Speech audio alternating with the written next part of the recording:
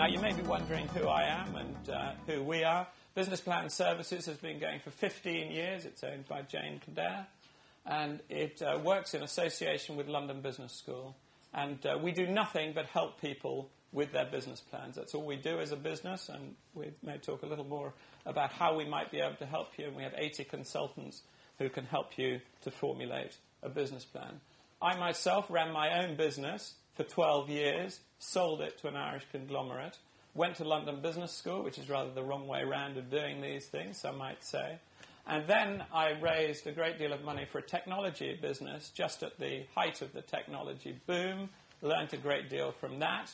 And for the last 15 years, I have been investing, rather more successfully than most, in other people's businesses as a business angel.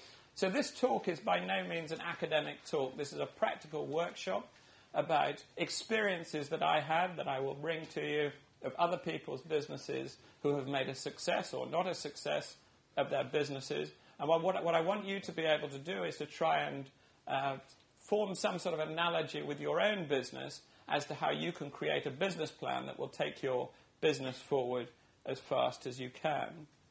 Now, the format of the day is that up until about 11 o'clock, I'm going to talk about the 7 tests that we have of an entrepreneurial opportunity.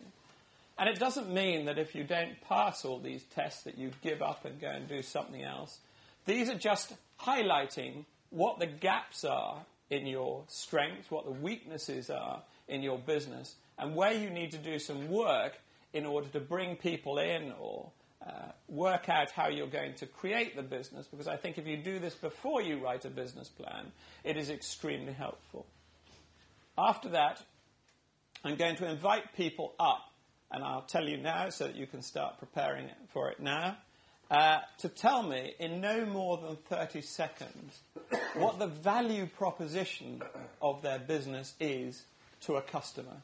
Because I am a strong believer that if you don't understand what value you are offering to a customer, then you won't be able to create a business plan, and you won't be able to create a business, you won't be able to build your business.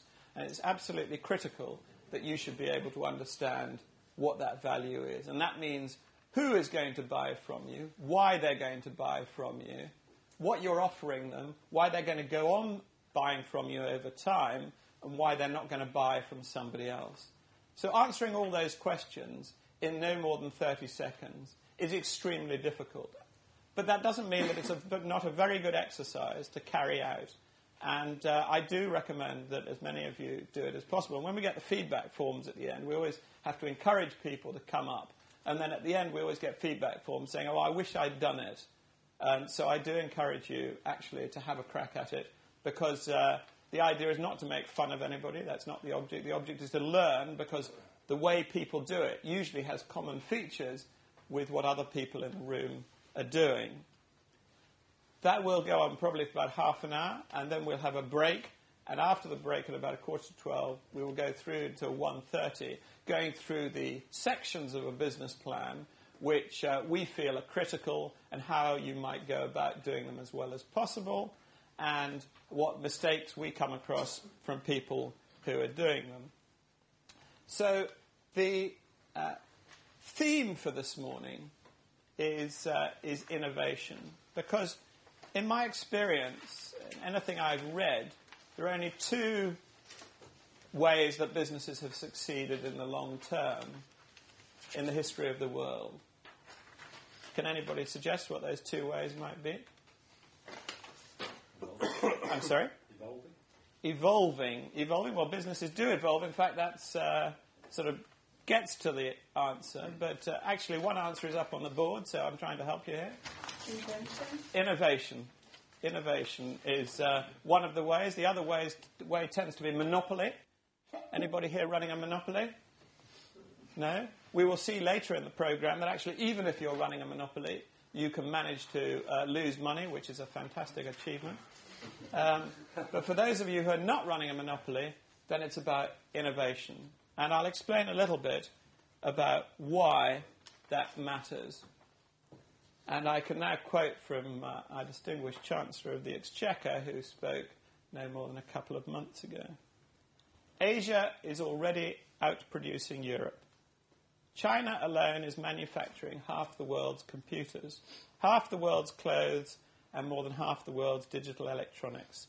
And this Christmas, more than 75% of children's toys. But in the next 10 years, the competitive challenge is even more profound. Once responsible for just 1/8 of the world's growth, China and India will soon capture almost half. And increasingly, they are competing not just on low cost, but on high skills. While every year Britain adds 75,000 engineers and computer scientists, India and China add 500,000. And while annually Britain turns out 250,000 graduates, India and China now graduate 4 million.